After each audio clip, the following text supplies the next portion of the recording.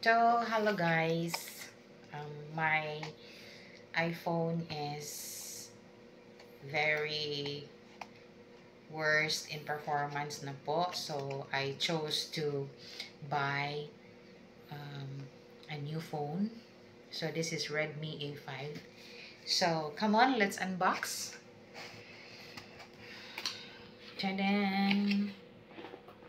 Dang! Actually, na-open na po ito kanina sa store, but let's just try this. Yeah. And it has, of course, the unit and the charger. But kailangan pa namin bumili ng adapter kasi sa Pilipinas, hindi man ito pwede kung walang adapter. So, this can be used in the foreign country, but in the Philippines, it cannot be. So, yan. At saka, meron din siyang free casing. Yan. Try natin. Yun. So, kanina, it's been set up already at the store kasi pinaset up ko na. Ayun ba yan? Ay! Ayan. So, we have chosen kasi sana black. Pero kasi, wala ng black. So, ito na lang yung available na color. So, this color is ano ba to? Anong color to? This is Sandy Gold.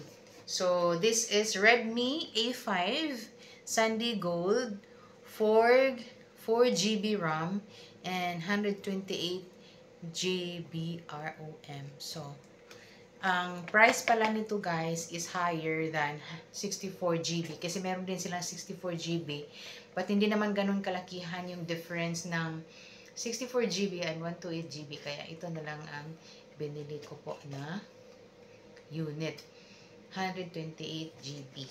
So, ayan. So, let's open this one.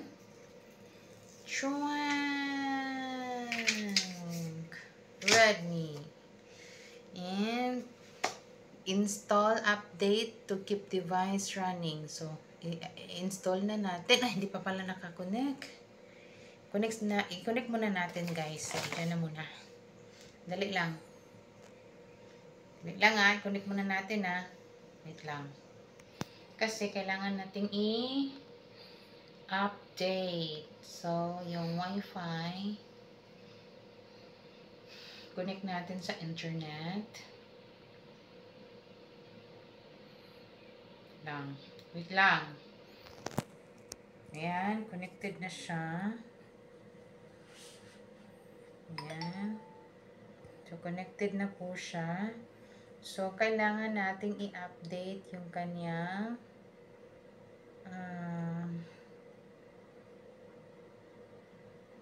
kailangan natin, baka may bagong update. Ayan, meron siyang 140, ano ba? Kailangan natin i-update siya. System updater. Music, hindi naman kailangan to So, huwag na natin i-update yan. Importante yung phone. Kung kailangan natin ng update, tingnan natin dito. Oh, we need to have a system update. Meron siyang kailangang i-update. So, download natin.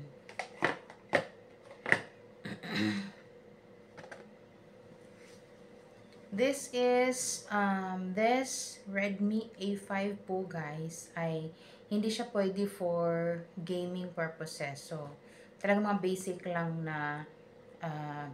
lang na kakailanganin natin. Like for example, Facebook calls, Facebook video, and YouTube can be done. But if you are fond of gaming, hindi po siya pwede. So, see, ang tagal. So, antayin lang natin na ma-update yung system. Kasi medyo malaki-laki din yung size ng system update. Kasi yung update pala nito ay last August 2025. So, Medyo malaki-laking ano din. Memory ang kailangan kasi 269 MB. Medyo malaki din. So, yan. Installing na po siya. Antayin natin na fully install siya.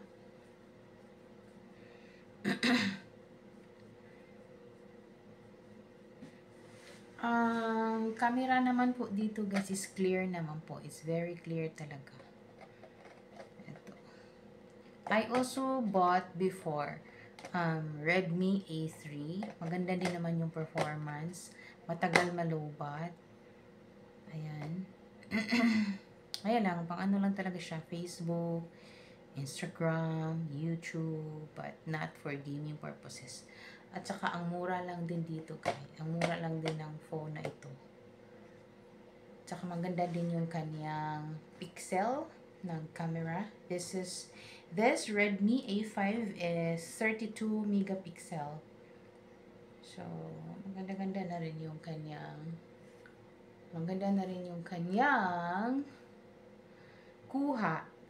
Clear din yung kuha. Long, tagal ng update, guys. Downloading. So, wifi na lang.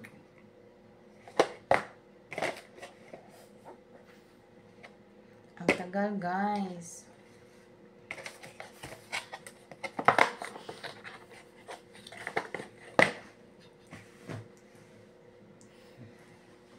Ang tagal, guys.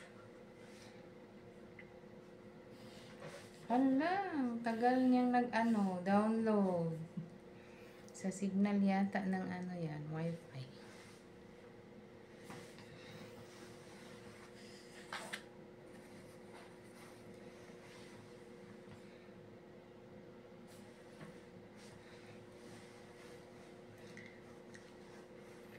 Yan, sobrang tagal. Ang hina yata ng connection. Pero, yan. Tingnan natin yung kanyang camera. Oh. Tingnan nyo guys, yung camera. Oops. While using this app. O, diba? It's really very clear. Tingnan nyo, oh.